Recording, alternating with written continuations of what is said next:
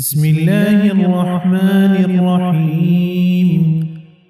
تبارك الذي بيده الملك وهو على كل شيء قدير، الذي خلق الموت والحياة ليبلوكم أيكم أحسن عملا وهو العزيز الغفور، الذي خلق 7 سماوات طباقا ما ترى في خلق الرحمن من تفاوت فارجع البصر هل ترى من فطور ثم ارجع البصر كرتين ينقلب إليك البصر خاسئا وهو حسير، ولقد زينا السماء الدنيا بمصابيح وجعلناها رجوما للشياطين وأعتدنا لهم عذاب السعير، وللذين كفروا بربهم عذاب جهنم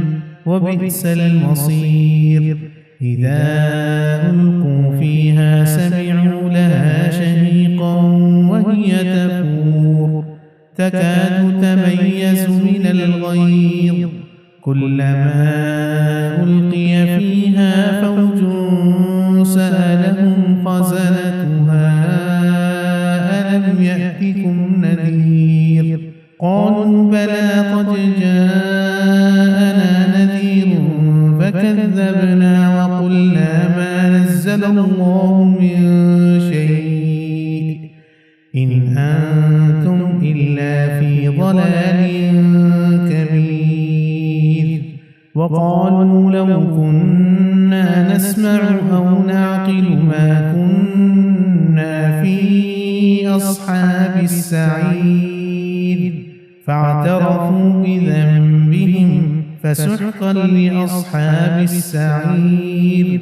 إن الذين يخشون ربهم بالغيب لهم مغفرة وأجر كبير، وأسروا قولكم أو اجهروا به إنه عليم بذات الصدور، ألا يعلم من خلق وهو اللطيف الخبير، هو الذي جعل لكم الأرض ذلولا فامشوا في مناكبها وكلوا من رزقه وإليه النشور. أأمنتم من في السماء أن يخسف بكم الأرض فإذا هي تمور، أم أمنتم من في السماء أن يرسل عليكم حاصبا، فستعلمون كيف نذير. ولقد كذب الذين من قبلهم فكيف كان نكير، أولم يروا إلى الطير فوقهم صافات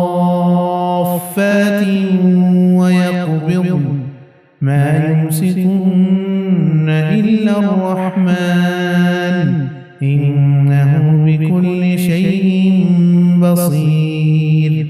أمن هذا الذي هو جند لكم ينصركم من دون الرحمن إن الكافرون إلا في غرور. أمن هذا الذي يرزقكم إن أمسك رزقه بل لجوا في عتو ونفور. أفمن يمشي مكبا على وجهه أهدى أمن يمشي سويا على صراط مستقيم. قل هو الذي أنشأكم وجعل لكم السمع والأبصار والأفئدة قليلا ما تشكرون. قل هو الذي ذرأكم في الأرض وإليه تحشرون. ويقولون متى هذا الوعد إن كنتم صادقين.